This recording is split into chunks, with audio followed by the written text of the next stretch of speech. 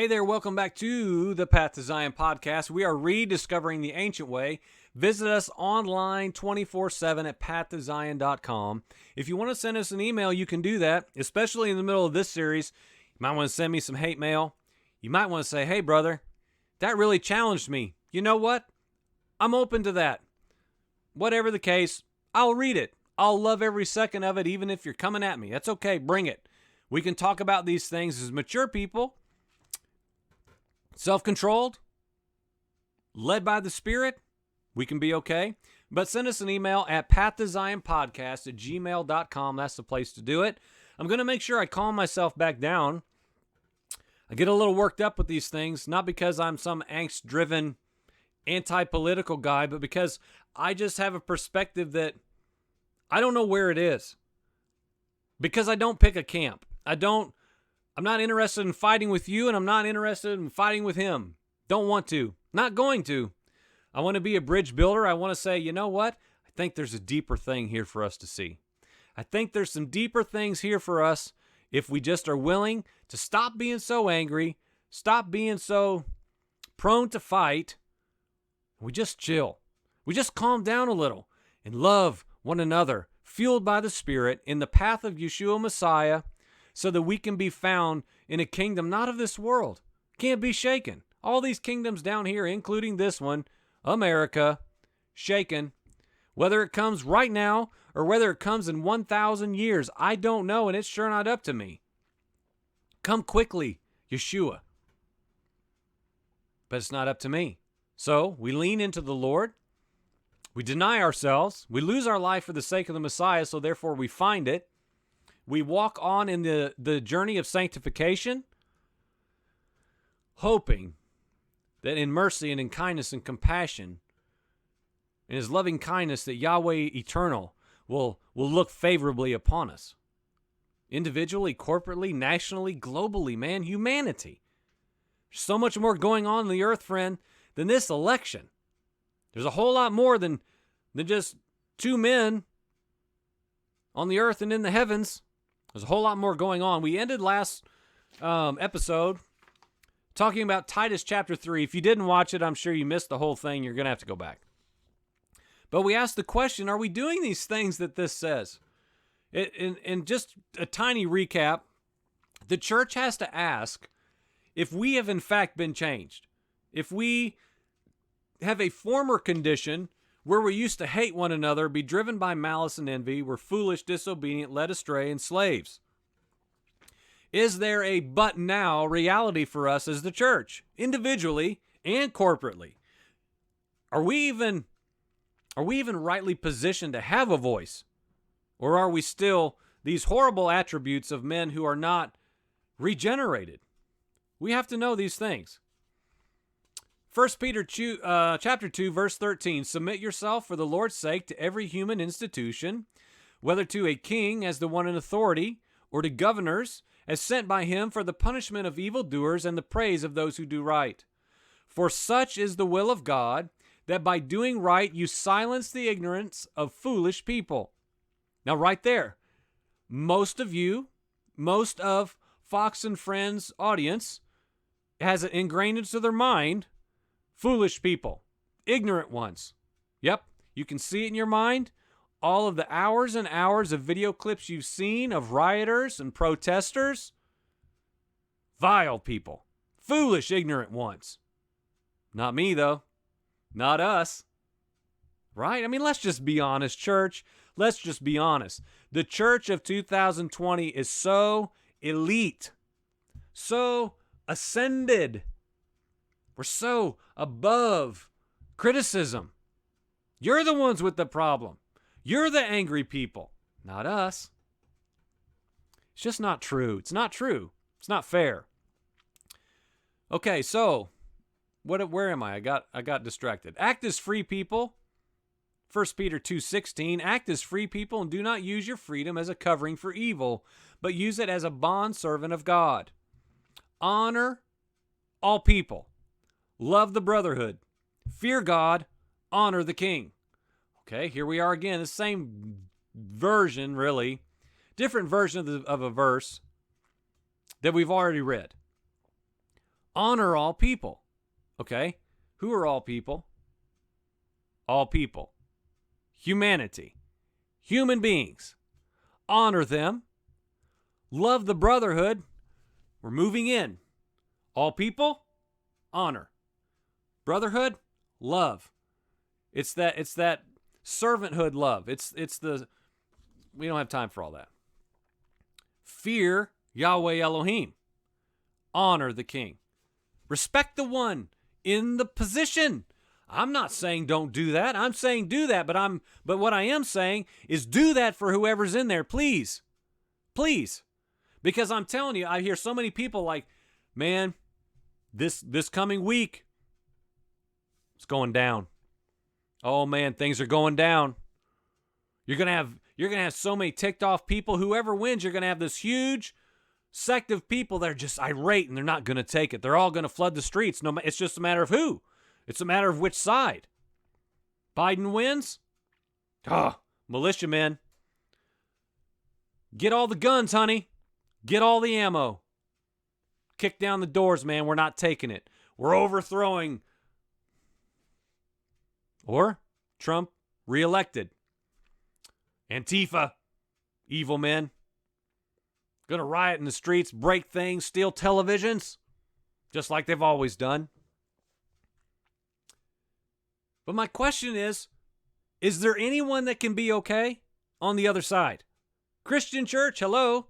Can you be okay with what we've already talked about, this tiny bit of text? A few verses. We've read what? 1, 2, 3, 4, 5, 7, 8 verses. That's it. Maybe 9. Can any of us be okay on the other side in light of just these few things we've read? That there's a sovereign God in heaven who says what? Honor.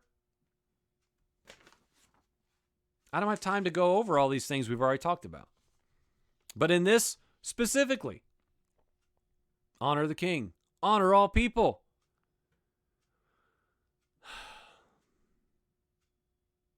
So what about these things?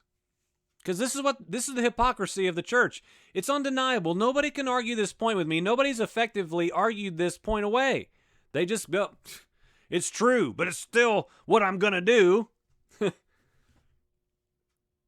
We say, honor the office of the president. I don't care what you think. I don't care if you hate President Trump, if you think he's a vile, rotten imbecile. You honor that presidency. But I'm telling you, the Christian church I've known does not do that with presidents they don't want in office. I never saw that with Obama. I never saw that then, valuing and honoring the office of the president, which they demand we do now. What about mask mandates?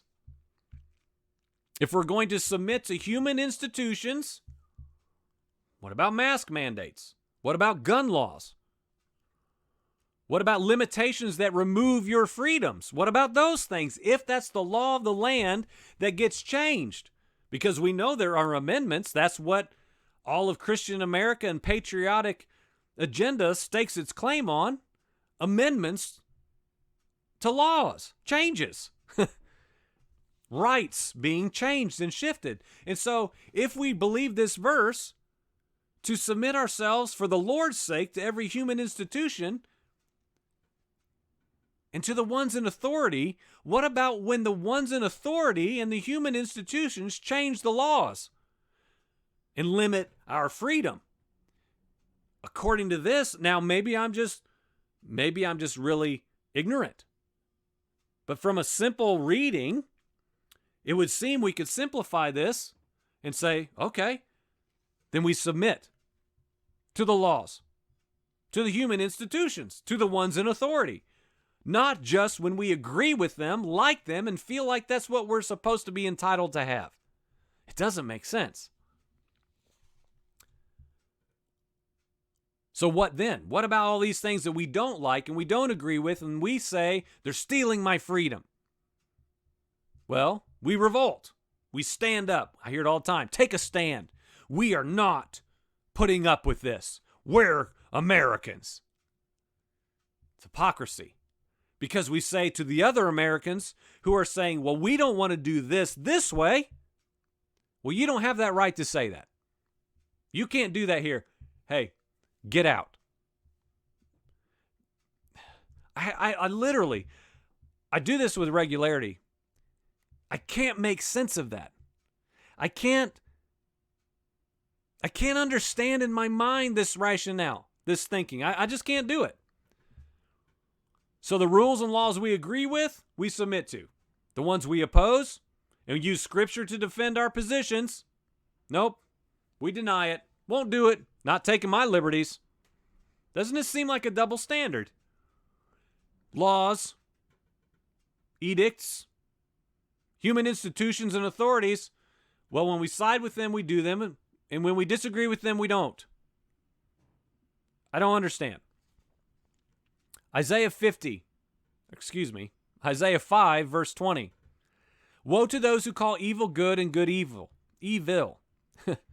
Who changed dark. I told you it was late when I started part 1. Woe to those who call evil good and good evil. Who change darkness into light and light into darkness. Who change bitter into sweet and sweet into bitter. Woe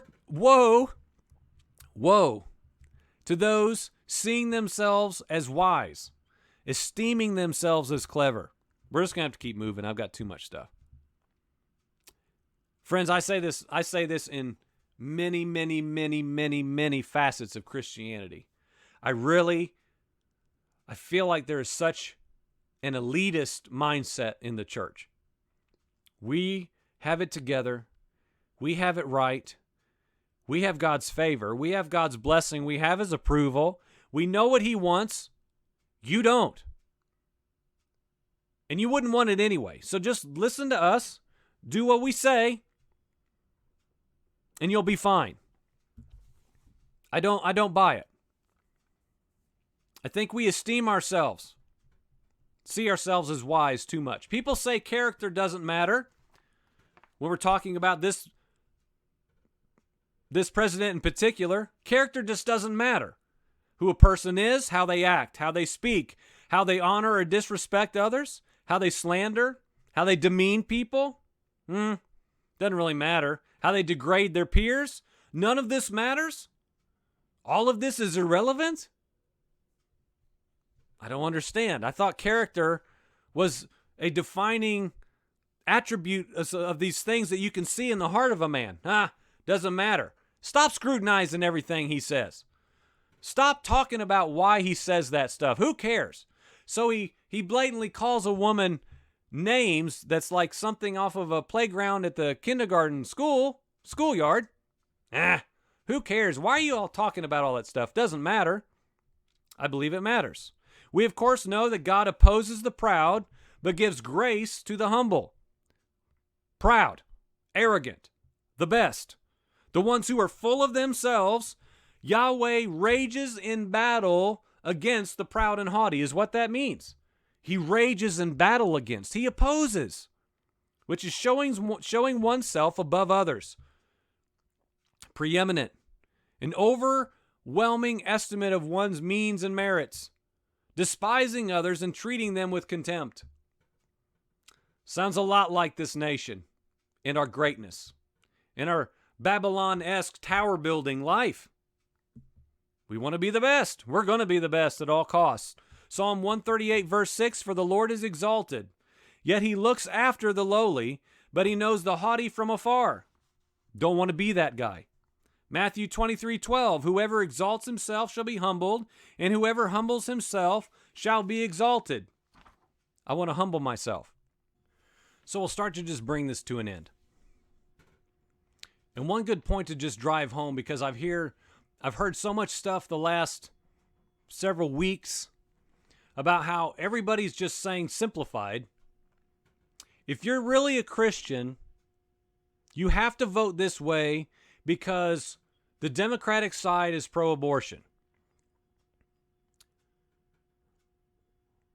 Murdering children, it's easily identifiable as an abomination. That's easy, right? My 9-year-old son can understand that. Yes, hands down, sure thing, cut and dry. It's an abomination. It's despicable. But we've got to look deeper and be willing to examine both sides. The issues of pride, arrogance, self-exaltation, because again, just the verses we've flown through. God opposes the proud. Let's just stop there. As I said, that proper understanding of opposes the proud is he is vehemently set up against the proud. Is that less of an abomination? Is that more okay? And the sad thing is, in our present perspective, yes, it is. It is more permissible. It's not as big of a deal. Why? Because it's a heart condition. And this is what I talked about, how it's ironic to me that reality, beside the fact that character does not matter anymore. It doesn't matter what he says. It doesn't matter how he acts. It doesn't matter what he says. It doesn't matter what he tweets. Christian America says, so what? Who cares? He's for the unborn. Out of his mouth. He's going to bring us wealth, prosperity, greatness. I don't care how he acts. I don't care about that. None of that stuff matters. And I'm saying, why does it not matter, church? Why doesn't it matter? It's just strange to me. Is that true for your house? Is that true for your husband? Remember all those things when that came out about those audio tapes? What, a year, two, who knows, 3 years ago? Of what he said on that bus for some entertainment program? Of what he said about grabbing a woman? The church literally said, who cares? I want a president. I don't need him to be my best. I don't need him to be my bro. Are we serious? So does your husband talk like that? Does your son talk like that? Does your pastor talk like that? And we have the same approach? The same rationale? It's not really about that. He's a good guy. Yeah, my husband talks about assaulting women, but he's a good guy, man. Leave him alone. We would never use that same thinking to apply to normal life. But we excuse things that we prefer. It's odd to me. Again, I'm not saying vote for this guy or that guy. There's no better option here. I'm not saying pick a side. I'm not saying I'm going out to vote for Joe Biden in 2 days. Good grief. No way, no how. All I'm saying is, can we ask some questions? Can we talk about the fullness of the issues on both sides? I have a dear brother. He sees some things pretty clearly. He said, you know what? I think President Trump is God's man for the job. I'm not there to argue that point. No, he's not. There's no way. I don't say that ever. But he says he's also equally God's man, and he's probably a few decisions away from being the Antichrist. That is someone thinking. That's someone with some maturity to say, you know what? I think this is God's man. I feel like he's the one that God desires to be in the position. Okay, that's fine. But you know what? He's got some major issues. He's got some major issues. Amen. Thank the Lord for someone saying that, right? Instead of this continued deification of the man. That's all I'm saying. It's weird. The whole world sees it. The secular culture, a lot of people in my life, especially in my past, man, they'll call it out from a million miles away. It's blatantly obvious. And they say, okay, so you church who say all these things that Yeshua Jesus taught, he has none of these attributes, and you don't even care. Can we at least talk about this? And the church says, no, we can't. No, he's our man. Back. If you don't like him, get out. Get lost. Again, that never worked in Obama's presidency. We need our rights. He needs to go. Man, we're so arrogant. The Christian American church is so arrogant and elitist. It's going to take a great shaking to tear her down. I hope not. I would prefer not, but I don't think there's any other way. I said this in something the other day. I wrote a friend. I think the only way up is down for this nation.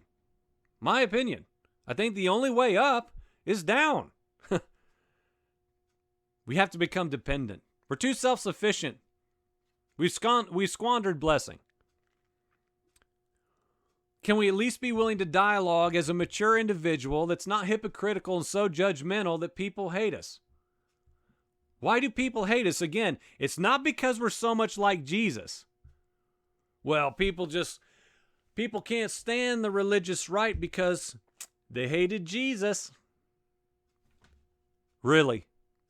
Is that why we're hated? Is that why the church is hated, really?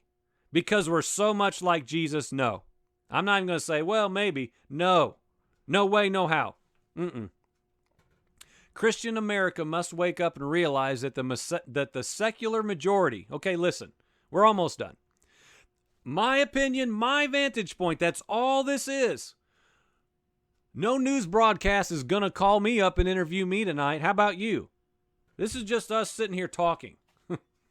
Modern day version.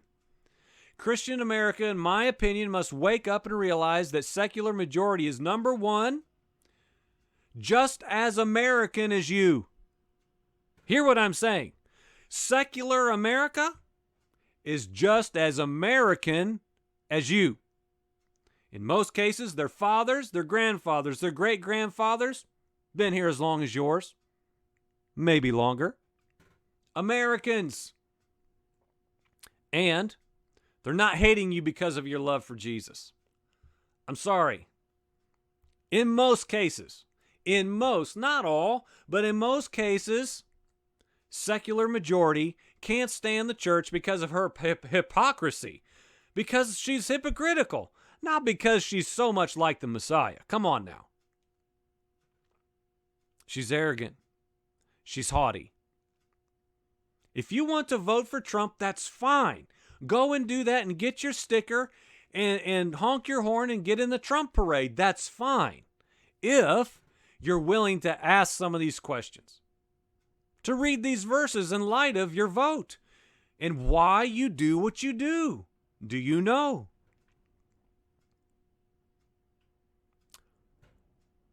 There's all these prophecies. Oh man, prophecies. I had a dream, he had a dream, she had a dream, her daughter had a dream, her pastor had a dream. Everybody had a dream.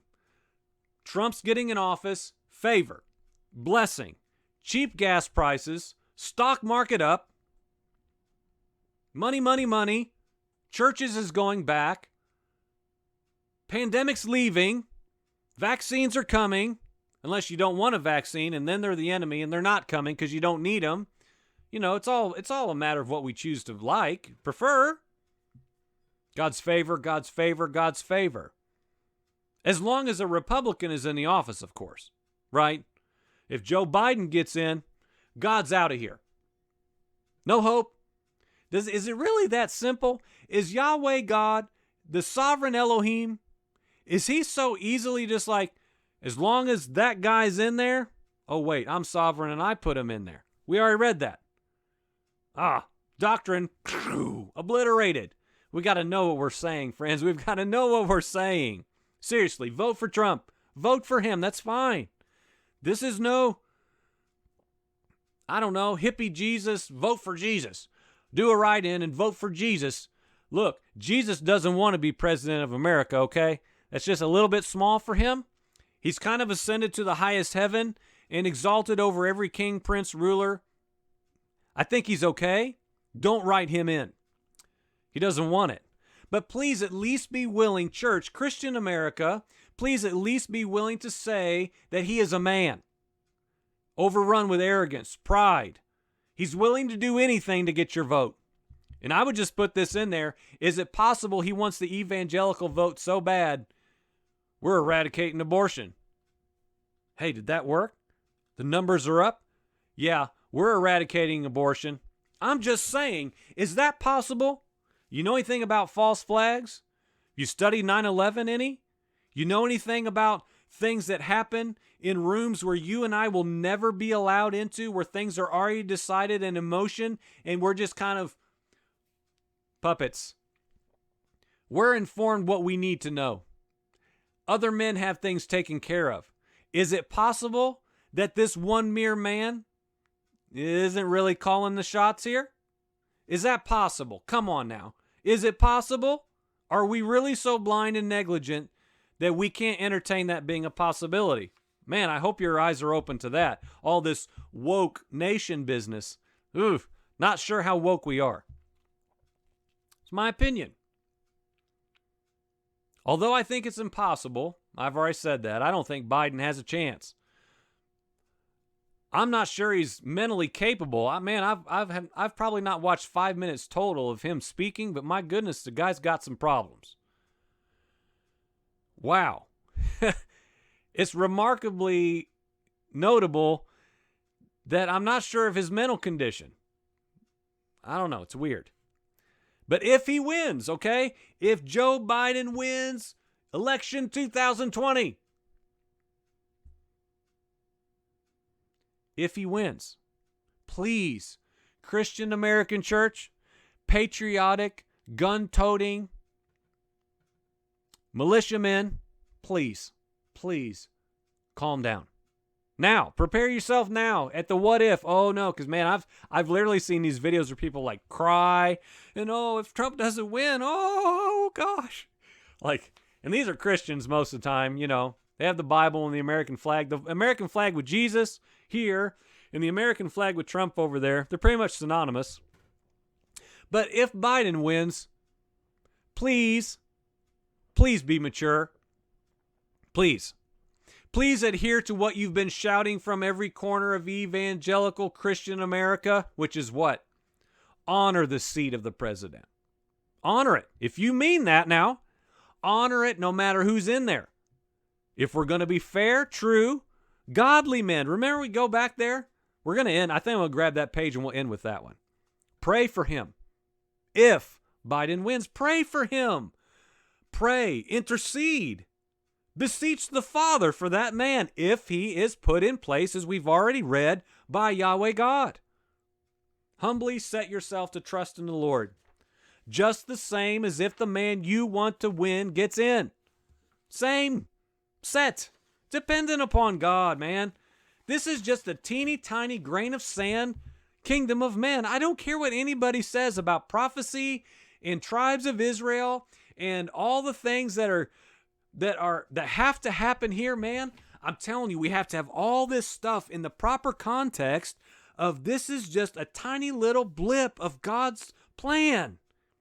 His plan is immense and immeasurable, and we are mere components, tiny components of the whole.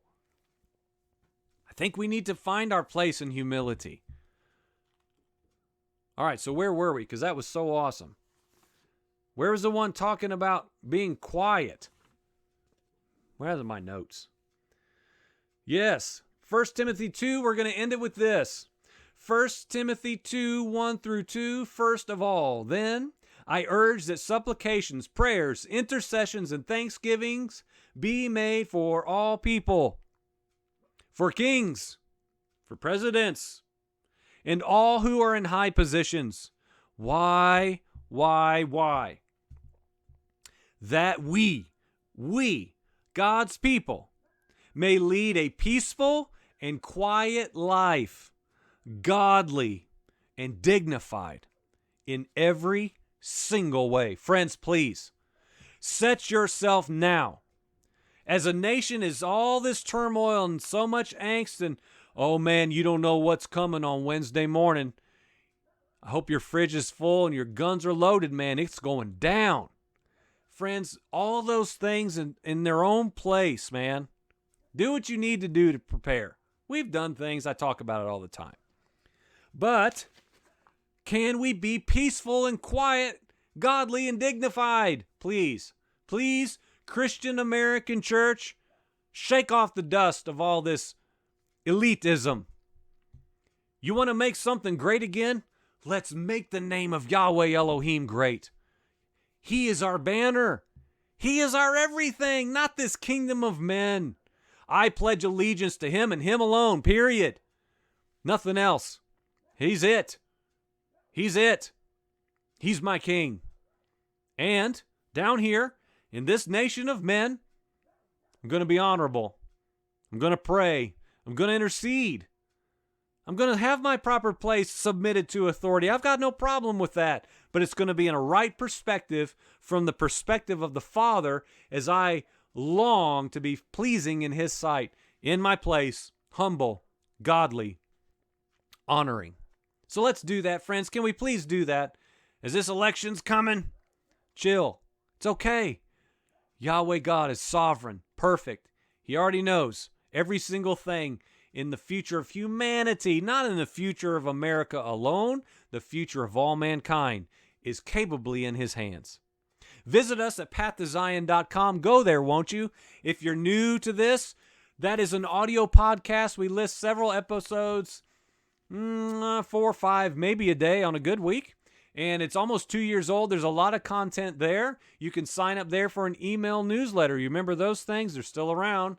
Put your email in there and you'll get a notification every single time a new episode posts on the podcast. Also, do the stuff here. Subscribe, click, click, click, like, all that, whatever. Again, never going to be famous here. It's okay. Share something if you would like and if it's challenging to you. And send us an email. PathToZionPodcast@gmail.com is the place to do it. I'm so thankful you listened. If you made it all the way to the end, God bless you. You're awesome. Amen.